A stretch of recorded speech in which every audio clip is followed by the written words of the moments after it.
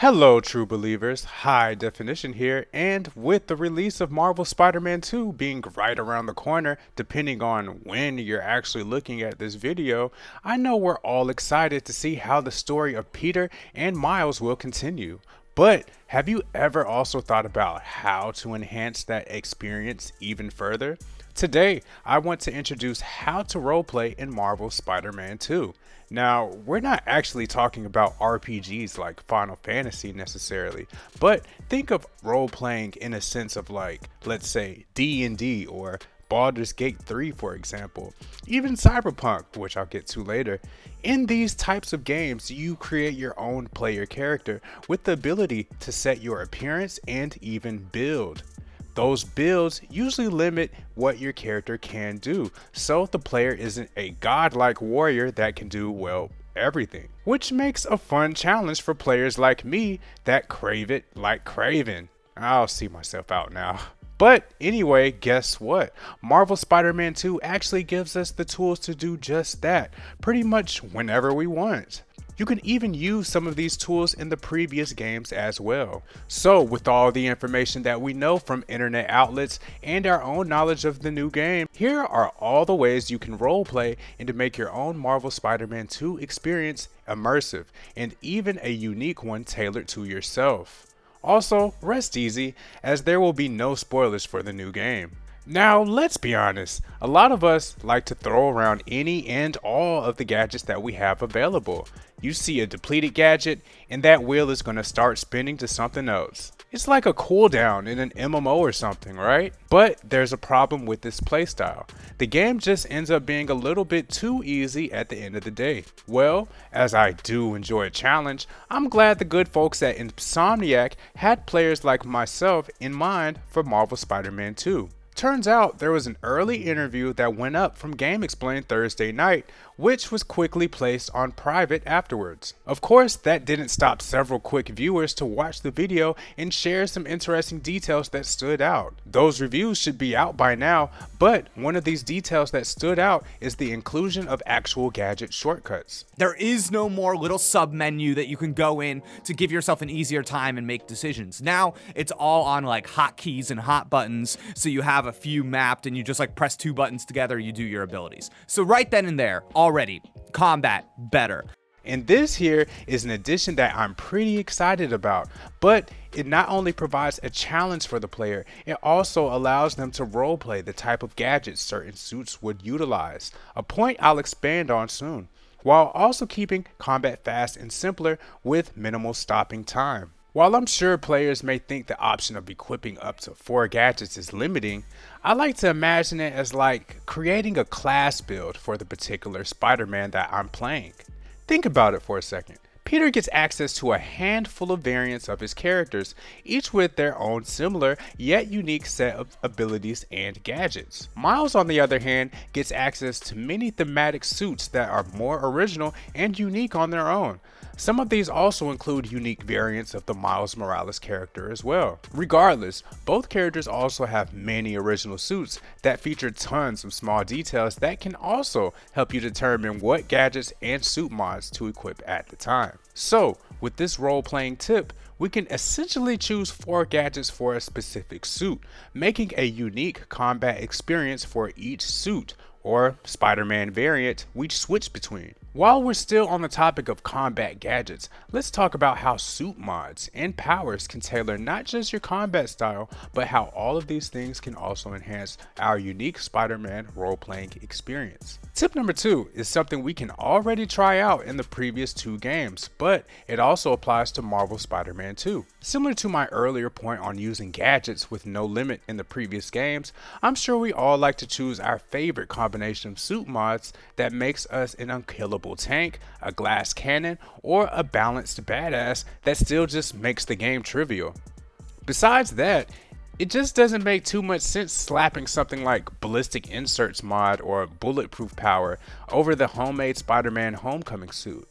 Similar to the gadgets, I found that equipping mods that I could see each suit using not only made my experience more fun in my recent playthroughs, but it also made all the dozens of suits more unique than when I first played back in the days of Spider-Man PS4. For example, a still powerful mod and suit combination or build for role-playing would be any of the Iron Spider suits with the Iron Arms power equipped, or Bulletproof works here too, since in the newer game, the legs aren't necessarily a suit power anymore. Then the Ballistic Inserts mod to implement the bulletproof nature of the suit that we've seen in the MCU and in the comics. Maybe add the blast plates, life support, or biomesh mods instead to further implement the flexible nanotech nature of the suit.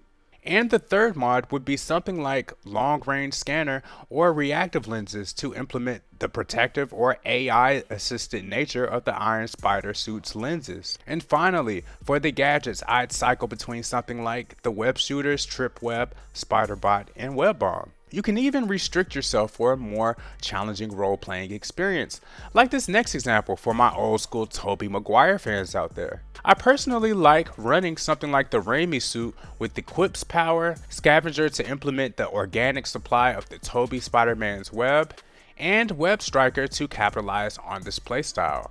Of course, you can mix and match these combinations as you see fit, but just make sure to have a theme in mind if you're down for role-playing or want a limited playstyle challenge. For Miles, you have to be a bit more creative crafting suit builds or combinations, unlike for Peter. But we can still do stuff like a high-tech and powerful build like with the programmable Matter suit. With this one, I'd add the Untrackable Visor mod, which decreases damage from ranged attacks since the suit looks pretty futuristic and resilient. I'd also add on the Eyes in the Back of My Head visor mod, which auto-activates camo when in stealth, since the suit looks like it could change its own matter at will.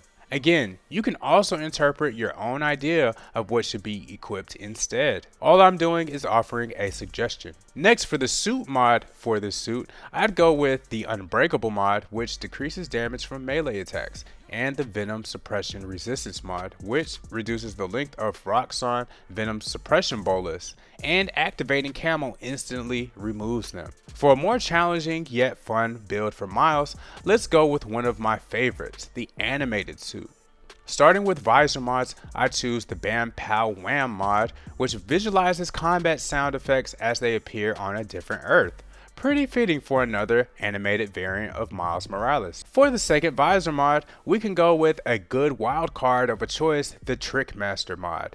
This one gives you a bonus Venom power for performing air tricks, which is pretty flexible for Miles if you don't know what else to equip. Finally, a good build for the animated suit would be obviously Vibe the Verse, which causes the attached suit to mimic the aesthetic of a different Earth, or rather makes the frame rate of Miles drop appropriately for the animated style. And finally, the mod that comes with the suit already, Stronger Webs, which makes enemies take longer to break out of webs. Also pretty fitting since most of the confrontations in the animated series ends with villains being, well, webbed up. But that's enough talk about Peter and Miles. I'd like to move on to my final recommendation of role-playing, and it's a new feature that can make your experience even unique from friends and content creators playing the same game. Before that though, thanks for making it this far in the video, and if you're interested in hearing more about other unique combinations for each suit in each game, let me know in the comments down below. And while you're at it, if this video has already inspired you to think outside the box and play your favorite games in a different way, subscribe to the channel if you haven't already, as I like discussing topics like this for many other games.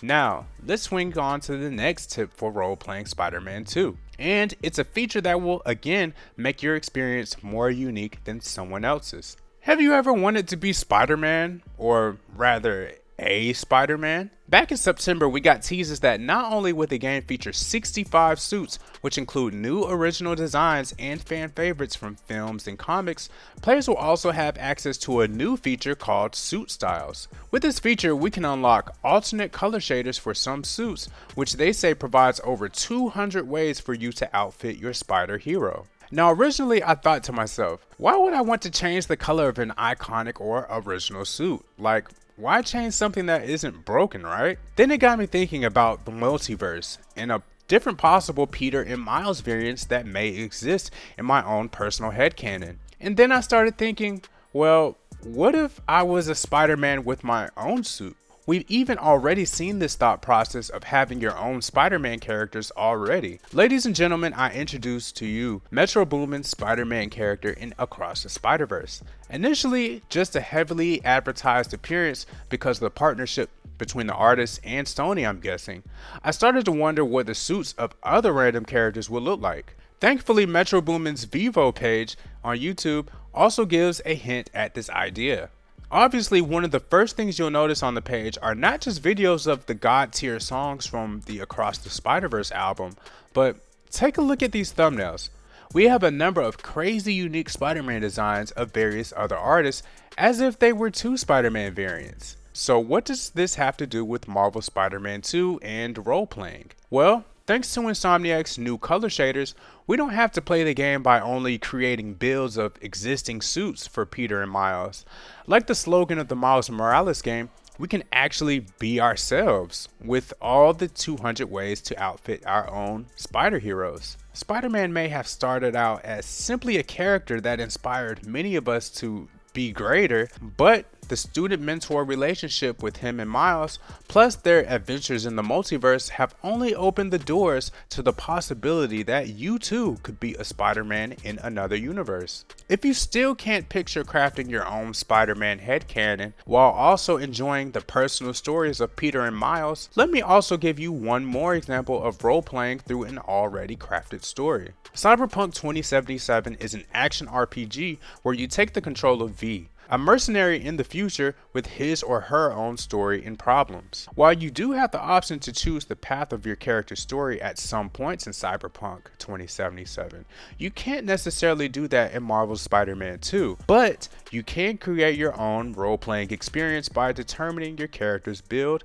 playstyle, and even a backstory of your own in your head. Maybe your personal Spider-Man characters are in a dream-walking situation where they're controlling the bodies of Peter and Miles, eventually crafting their own unique suits along the way. Or maybe your own Spider-Man pulled off a Freaky Friday and swapped bodies. Regardless, the choice is yours, and all of the features mentioned in this video will obviously make Marvel Spider-Man 2 the most definitive Spider-Man experience of all time.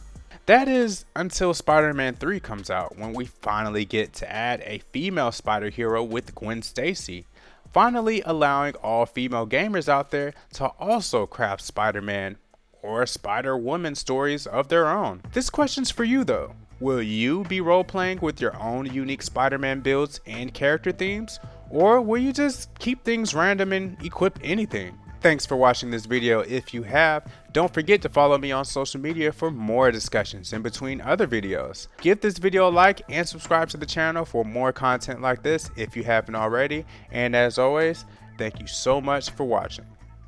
Peace.